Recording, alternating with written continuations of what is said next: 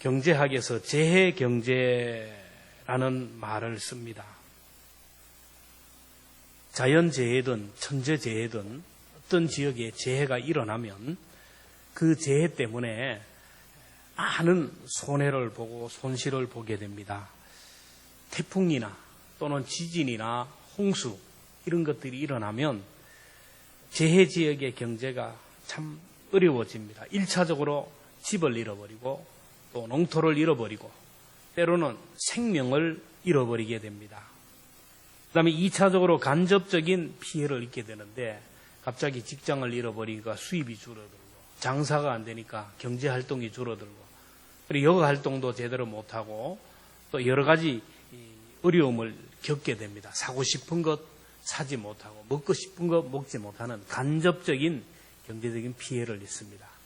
3차적으로 가면 그 재해 지역을 재건함으로 인하여 돈이 풀리고 또 이렇게 경제활동이 원만하게 이루어짐으로 인하여 장기적으로 보면 이전보다 더 나아지는 전화위복의 기회를 얻게 된다는 것입니다.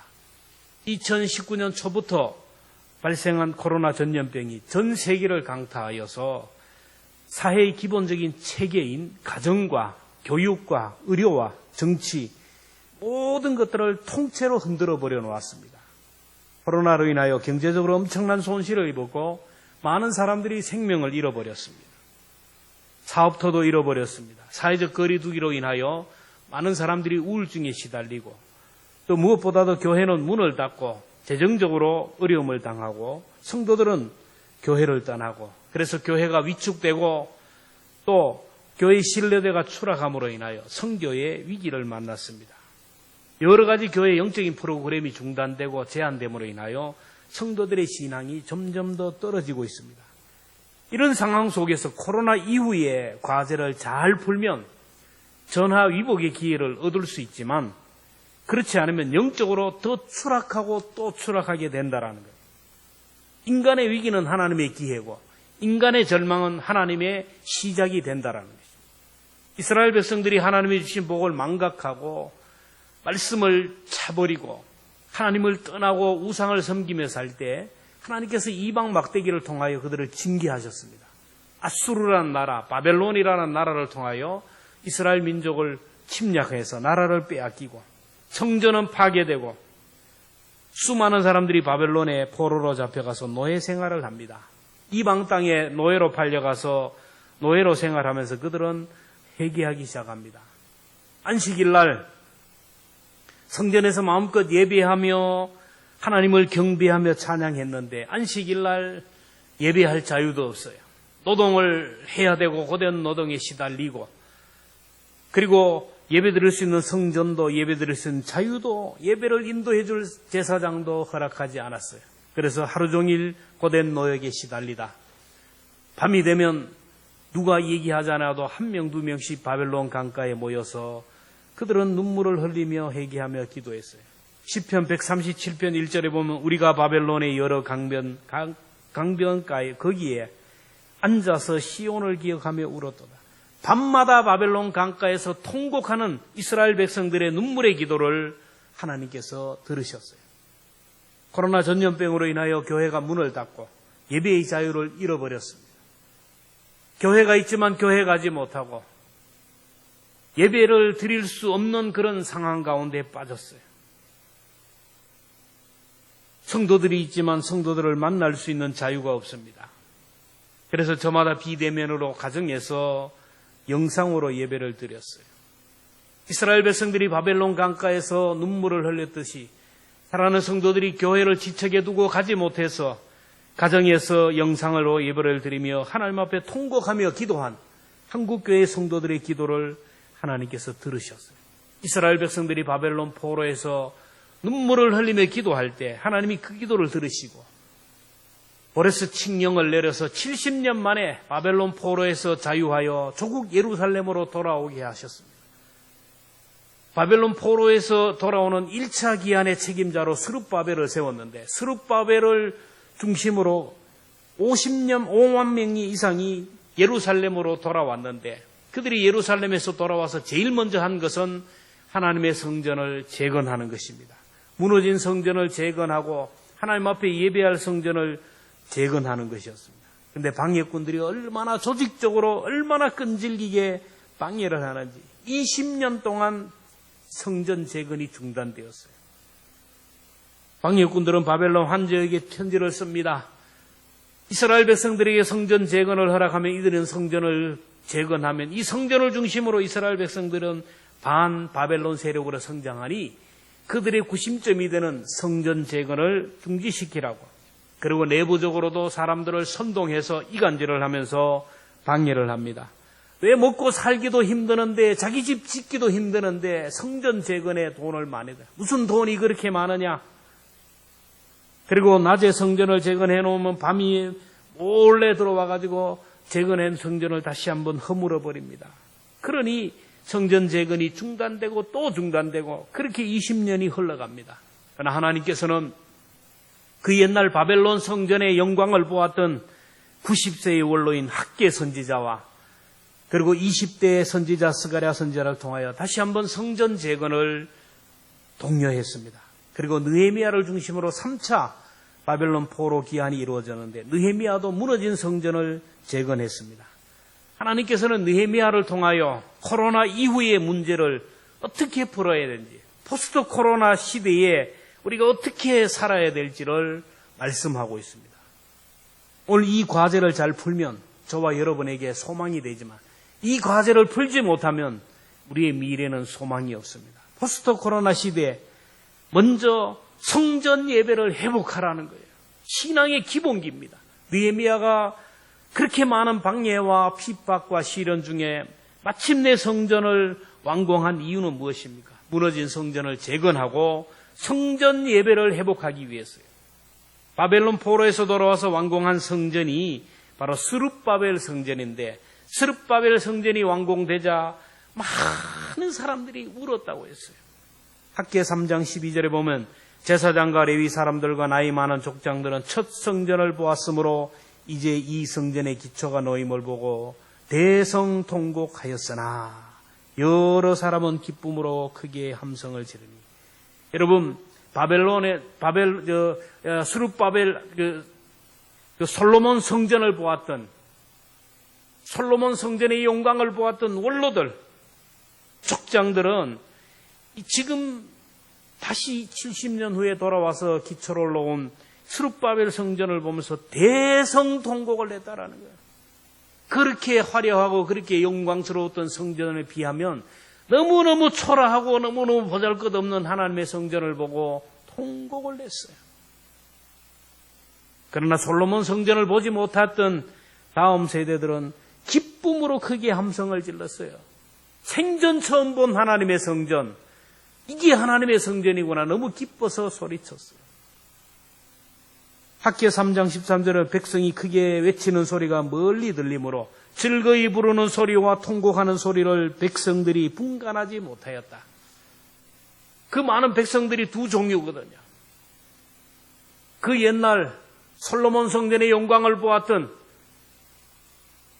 70세 이상 되는 그 원로급들, 나이 많은 분들의 통곡 소리와 그리고 바벨론에서 태어나서 성전이라고 하는 것은 구경하지 못했던 사람들이 스룹바벨 성전을 보고 너무 감동해서 소리 질렀던 그 소리가 서로 섞여서 들리지 못했다라는 거예요. 오늘도 그렇습니다. 하나님의 성전을 보면 어떤 사람은 너무너무 성전이 너무 보잘것없고 우리 집보다 못하고 내 장막터보다 못해서 성전을 보면 가슴이 아파서 눈물을 흘리는 사람이 있는가 하면 어떤 사람은 성전을 보면서 이만하면 됐지, 이만하면 됐지. 신앙의 수준이에요.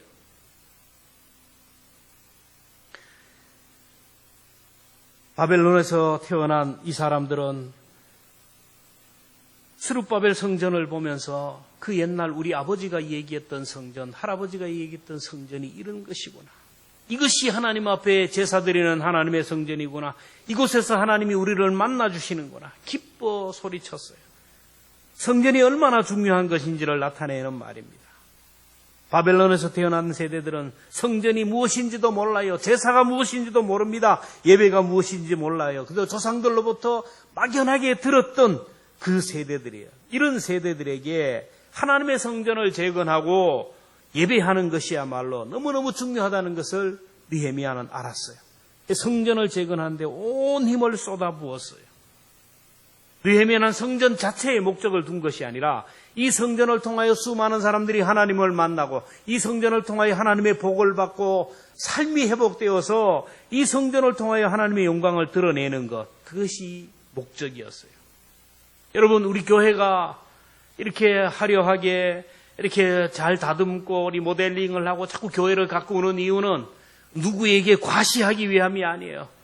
이 교회를 통하여 많은 사람들이 하나님을 만나고 이 교회를 통하여 예배를 통하여 많은 사람들이 영적으로 거듭나서 하나님의 자녀로 그리고 하나님의 자녀답게 살아가게 하기 위해서 그렇게 하는 거예요. 근데 많은 사람들은 지금 성전인 교회를 자꾸 우습게 생각하는 겁니다. 교회를 자꾸 공격합니다. 교회 무용론을 주장합니다. 무교회주의를 주장합니다. 제도적 교회가 문제가 있다 그래서 교회를 마음껏 비판합니다. 여러분, 교회를 비판하고 교회를 정죄하는 거 엄청나게 무서운 일인데 이것을 모르고 있어요. 오늘 많은 사람들이 코로나 이후에 교회에서만 예배 드려야 된다는 생각이 흔들리고 있어요. 비대면 예배를 드리다 보니 교회에만 예서도 예배 드린 게 아니고 집에서도 언제든지 내 집에서 자동차에서 예배 드려도 된다는 생각으로 가득해요. 그래서 가난한 성도들, 교회 안 나가는 성도들이 많아지고 온라인으로 예배하는 자들이 많아요. 그런데 성경을 보면 하나님께 예배하는 것은 특별한 장소에 특별한 시간에 예배 드리라고 했어요. 학교도 특별한 날에 그 시간에 가야 수업이 이루어져요. 교회도 마찬가지입니다. 하나님은 질서의 하나님이에요. 어디에서나 존재하는 분이지만 성전에서 우리를 만나주시겠다고 했어요. 시편 11편 4절에 보면 여호와께서는 그의 성전에 계시고 그의 눈이 인생을 통촉하시고 그의 안목이 그들을 감찰하시도다. 열왕기상 9장 3절에 보면 내 이름을 영원히 그곳에 두며 하나님의 성소에 두며 내 눈길과 내 마음이 항상 거기에 있으리니. 여러분, 교회는 단순한 건물이 아닙니다. 하나님이 인간을 만나주시기 위하여 구별한 장소이고 인간을 만나주시는 통로예요. 교회를 통하여서는 우리가 구원을 교회 이외를 다른 것들로는 구원을 받을 길이 없어요. 성전문은, 여러분, 교회의 성전문은 단순한 문이 아니라 생명의 문이고 하늘 가는 문이에요. 오늘 본문 1절에 보면 성리 건축 때문에 문짝을 달고, 이 문짝을 단다는 말은 사람이 출입하는 통로라는 거예요. 출입하는 통로입니다. 우리가 어떤 건물을 완공하면 준공식을 할 때 정문에서 나란히 서서 테이프를 자르면서 그 문으로 들어가는 거예요. 느헤미야는 성전 건축을 마치고 제일 먼저 테이프를 자르고 들어간 문이 양문입니다. 느헤미야 3장 1절에 보면 그때의 대제사장 엘리야십이 그의 형제 제사장과 함께 일어나 양문을 건축하여 성별하고, 제일 먼저 양문을 하나님 앞에 제사드리는 양들이 들어가는 양문을 만들었다라는 거예요. 느헤미야는 고기들이 들어가고 나오는 어문을 만들지 않았어요. 물이 들어가고 나오는 수문을 먼저 만들지 않고 하나님 앞에 제사하는, 하나님 앞에 희생 제물을 드리는 양이 들어가는 양문을 먼저 만들었다라는 거예요. 양문에서 테이프를 끊었다라는 것은 하나님의 어린 양 예수님이 들어가신 문이고 예수님이 십자가에 못 박혀 돌아가시고 열어놓으신 하늘 가는 문이라는 것입니다. 요한복음 14장 6절에 보면 내가 곧 길이요 진리요 생명이니 나로 말미암지 않고는 아버지께로 올 자가 없느니라. 여러분, 교회의 저 문은 하나님께 나아가는 생명의 문이고 천국으로 통하는 하늘 가는 길이라는 걸 알아야 돼요.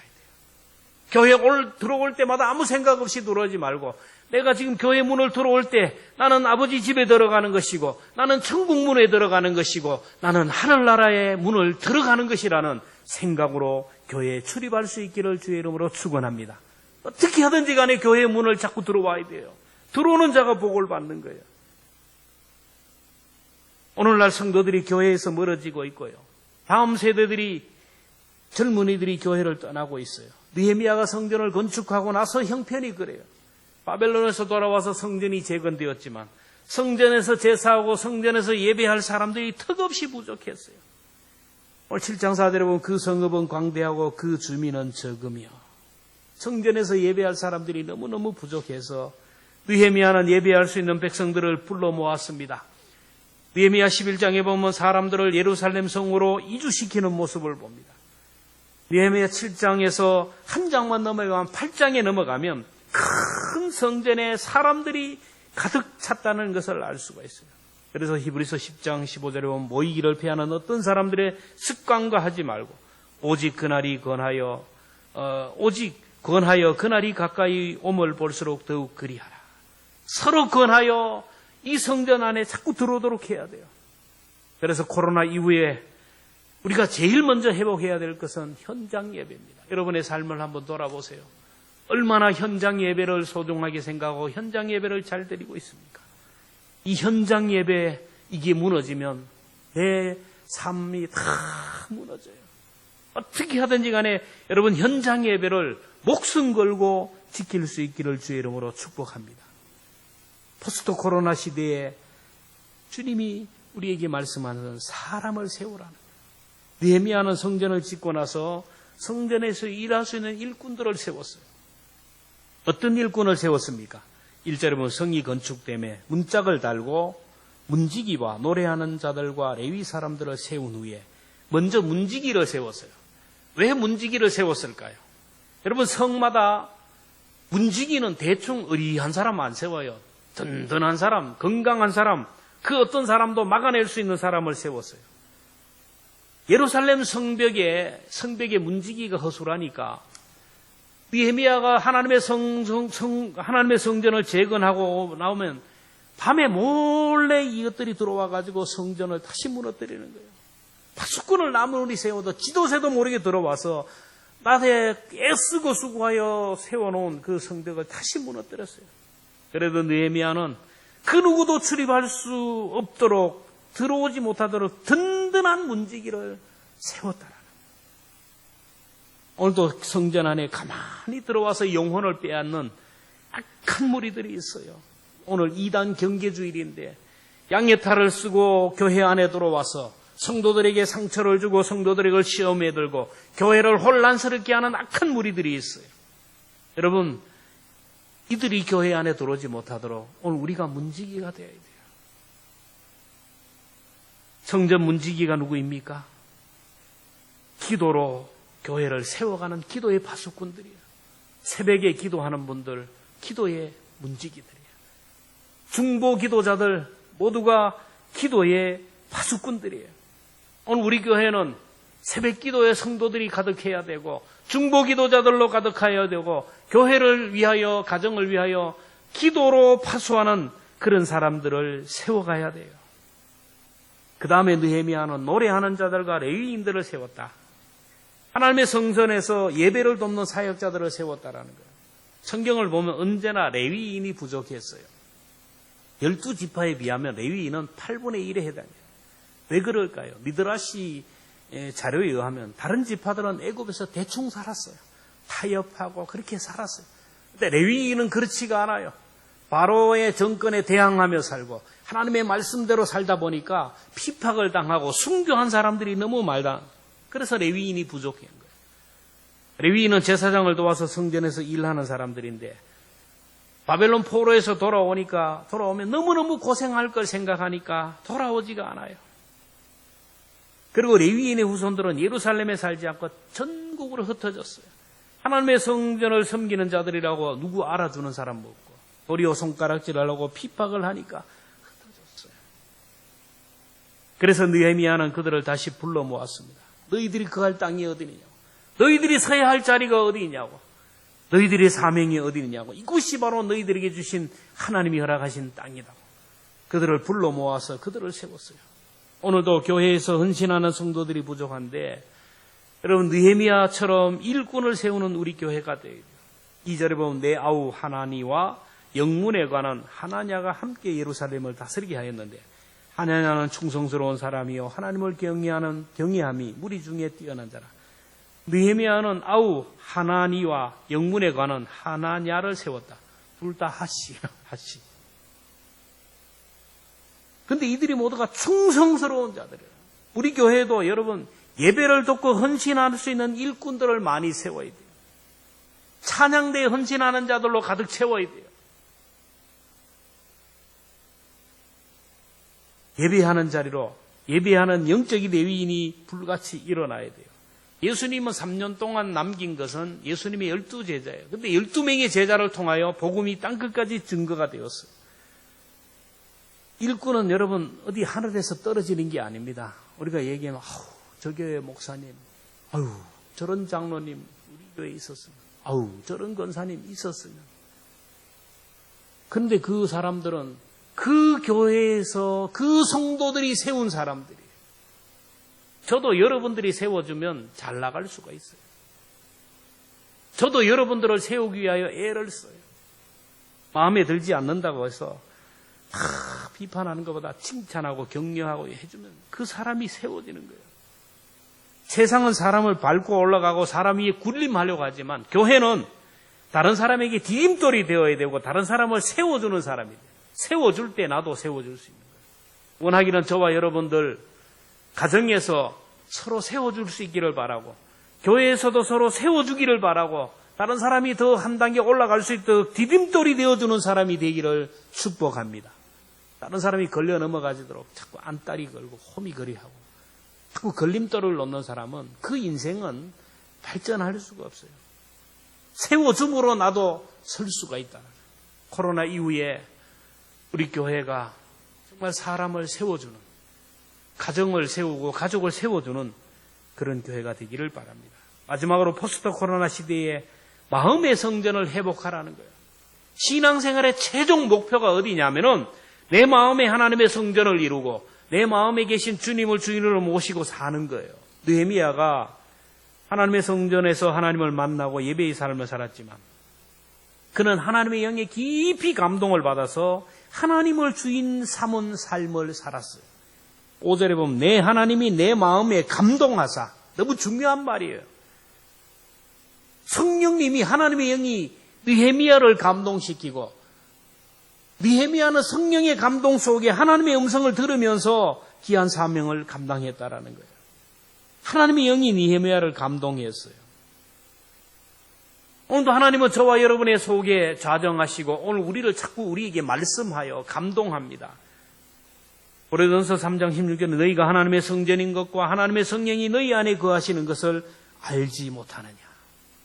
오늘 내 속에 성령님이 거하셔요. 근데 이 내 속에 계신 성령님을 알고 깨닫고 그분의 음성을 듣고 그분의 지시를 따라서 하는 사람이 있는가 하면 내 속에 성령님이 거하시는데 완전히 쌩까고 살아가는 사람이 있어요. 보이지 않으니까, 느끼지 못하니까 자기 마음대로 살아가는 사람이에요. 여러분, 내 속에 성령님이 거하시도록 주의 길을 예비하고 내 마음의 골짜기를 메우고 높은 산은 낮아져야 돼요. 한번 생각해 보세요. 주님이 내 속에 오실 수 있는지, 내 마음의 성전이 준비되었는지 한번 생각해 보세요. 더 쉽게 구체적으로 얘기하면 사람들이 내게 붙느냐 한번 생각해 보세요.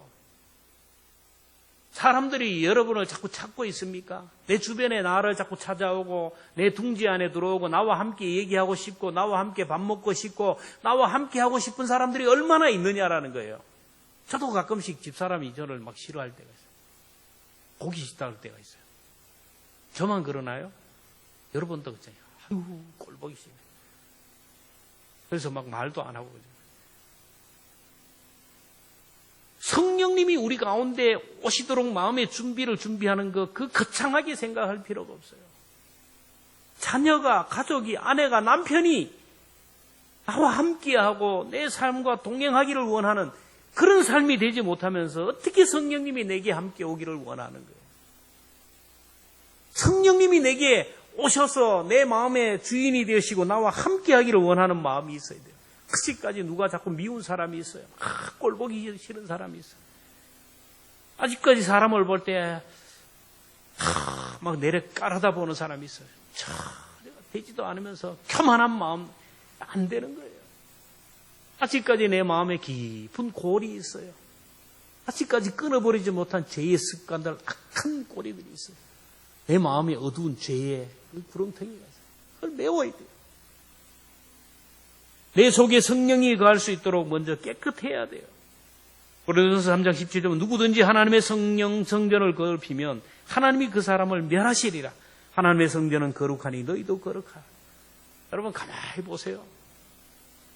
꽃이 있으면요, 향기가 있으면 어디서 날아오는지 벌이 날아오고 나비가 날아와요. 꿀벌이요 날아와요. 근데 여기다 똥을 싸놔 보세요. 아이고, 아무리 깨끗한데 거기 이상하게 똥파리가 날아요. 벌레가 날아요. 오늘 우리의 심령이 깨끗하고 정결하면 여러분, 내가 자꾸 성경을 읽고 날마다 기도하고 주의 이름을 부르면서 자꾸 좋은 말만 하고 좋은 일만 하면 성령님이 날마다 나를 찾아오시고 날마다 나를 신방해요. 성령님이 우리 가운데 오실 때는 공수로 빈손으로 오는 일이 없어요. 우리는 다른 집에 갈 때 뭐 빈손으로도 잘 가지만 성령님은 절대로 빈손으로 안 해요. 반드시 선물을 가지고 와요. 근데 자꾸 내가 이상한 것만 자꾸 봐요. 자꾸 누구를 미워하는 마음, 자꾸 소설을 쓰고 자꾸 자극적인 것이나 선정적인 것을 보고 텔레비만 보고 앉아있고 뒷담화나 하고 하면은 사탄이 자꾸 신방해요. 우리가 하나님의 성전이라는 말을 더 쉽게 설명하면 그래요. 하나님의 성전 예배하는 곳이 여기 아닙니까? 교회. 우리가 여기서 예배 드릴 때 지금 여기 하나님이 우리와 함께 하시고 내 예배를 받으시고 나를 지켜보고 계신다는 의식이 있기 때문에 이 성전에 예배 드려요. 성전에 오면 꽃꽂이도 합니다. 찬양도 합니다. 기도가 있습니다. 말씀 봉독이 있고 설교가 있습니다. 헌금도 있고 또 마치면 서로 성도의 교제가 있고 축복 기도가 있고 예배의 내용이 있어요. 이와 같이 내 몸을 하나님의 성전으로 만들라라는 말은 내 삶 속에 주님이 내와 함께 한다는 의식이 있어야 돼요. 내 속에, 내 삶 속에 주님이 나를 지켜보고 계시고 내 삶을 보고 계신다. 그리고 구체적으로 내 몸은, 내 속에서 예배의 내용이 나와야 돼요. 교회에서만 아니라 집에 가서도 성경 읽는 것이 있어야 돼요. 기도하는 것이 있어야 됩니다. 찬송이 있어야 돼요. 사랑함이 있어야 되고 섬김이 있어야 돼요. 그게 바로 내 몸을 통하여 하나님 앞에 예배를 드리는 거예요. 여러분 교회 안에서 술, 담배 하는 사람이 있습니까? 없죠. 교회 안에서 막 치고받고 싸웁니까? 마찬가지로 하나님의 성전 내 몸을 술통으로 만들지 않아요. 꿀뚝으로 만들지 않습니다. 느헤미야는 하나님의 성전을 하루아침에 완공하지 않았습니다. 우리들의 마음의 성전도 하루아침에 되는 게 아니에요. 벽돌 쌓아가듯이 하나 둘 쌓아가야 되고 만들어가야 되고 다듬어가야 돼요. 시간이 필요합니다. 에베소 2장 22절 너희도 성령 안에서 하나님이 거하실 처소가 되기 위하여 그리스도 예수 안에서 함께 지어져 가느니라. 내 마음의 성전도 하루아침에 완공되는 게 아니라는 거예요. 일생을 통하여 만들어지는 거예요. 하나님의 성령이 내 속에 내 삶을 완전히 주장하는 것, 이게 바로 성전을 완공해가는 것이에요. 아직까지 내 혈기가, 내 욕심이, 내 감정이 아직까지 내가 하며 죽지 않으면 여러분 하나님의 성전은 형편없는 것이에요. 여러분 걸어다니는 하나님의 성전 그러면 많은 사람들은 록펠러를 얘기합니다.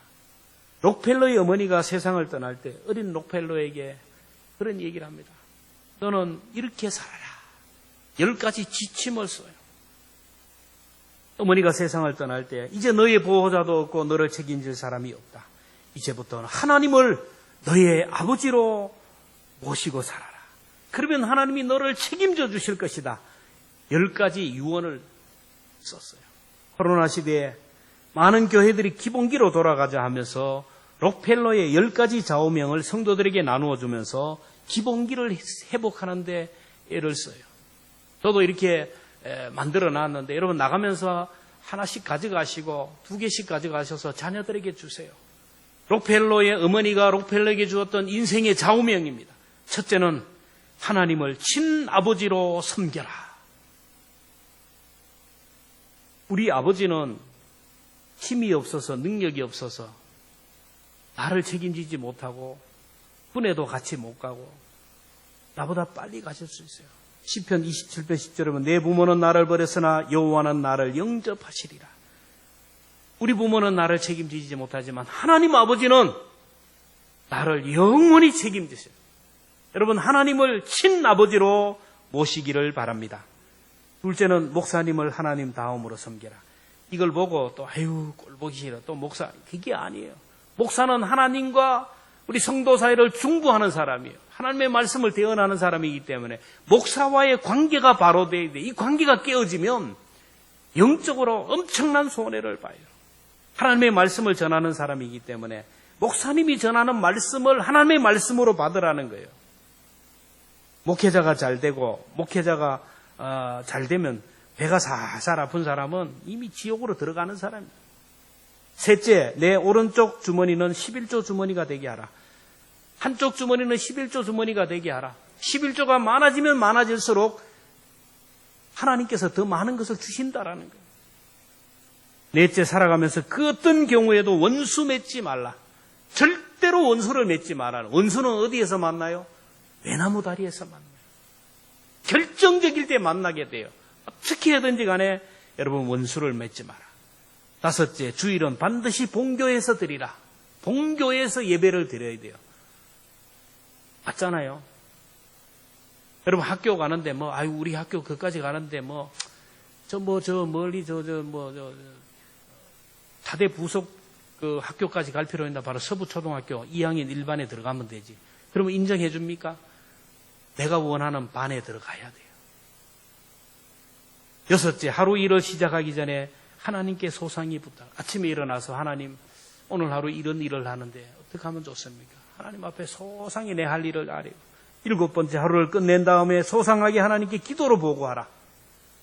여덟 번째, 신문보다 먼저 성경을 읽어라. 아침에 일어나서 TV 켜지 말고 신문 보지 말고 성경 읽어라. 아홉째, 살아가다가 선한 일을 할 기회가 있으면 크게 하라. 좋은 일을 자꾸 선한 일을 쌓아가라는 거예요. 열째, 예배 시간에 제일 앞자리에 앉아라. 록펠러는 항상 예배 시간 40분 전에 왔어요. 세계에서 가장 큰 사업체를 경영하는 사업가가 왜 그렇게 일찍 왔을까요? 앞자리를 빼앗기지 않기 위해서. 오늘 우리는 앞자리가 텅 비었어요. 여러분, 이 앞자리가 얼마나 중요한 자리인지를 여러분 한번 앉아보면 알아요. 그리고 그는 일생 누구와도 원수 맺지 않았어요. 그가 그렇게 98세를 복되게 살다가 하나님 앞에 섰어요. 98세가 되도록 삶으로 하나님 앞에 몸으로 영광을 돌렸어요. 그렇게 될 수 있었던 것은 그는 하나님 앞에 정기적으로 서는, 충전하는, 회복하는 시간이 있었어요. 그리고 정기적으로 문제가 있을 때마다 하나님 앞에 나가서 자기의 사정을 아뢰고 하나님 앞에 도움을 구하는, 하나님이 자기 삶을 경영하게 하는 삶을 살았습니다. 그리고 하나님의 음성에 순종하는 삶을 살았어요. 우리 모두가 이 신앙의 기본기를 꼭 붙들어줬으면 좋겠어요. 여러분, 거창하게 뭘 하겠습니다 하지 마요. 오늘 우리가 찬송 부르겠지만 신자 되기를 원합니다. 하나님, 정말 신자가 되기를 원합니다. 성도답게 살아가기를 원합니다. 하나님, 예수님 닮기를 원합니다. 진심으로 예수님 닮기를 원합니다. 이런 마음으로 우리가 신앙생활을 했으면 좋겠습니다. 우리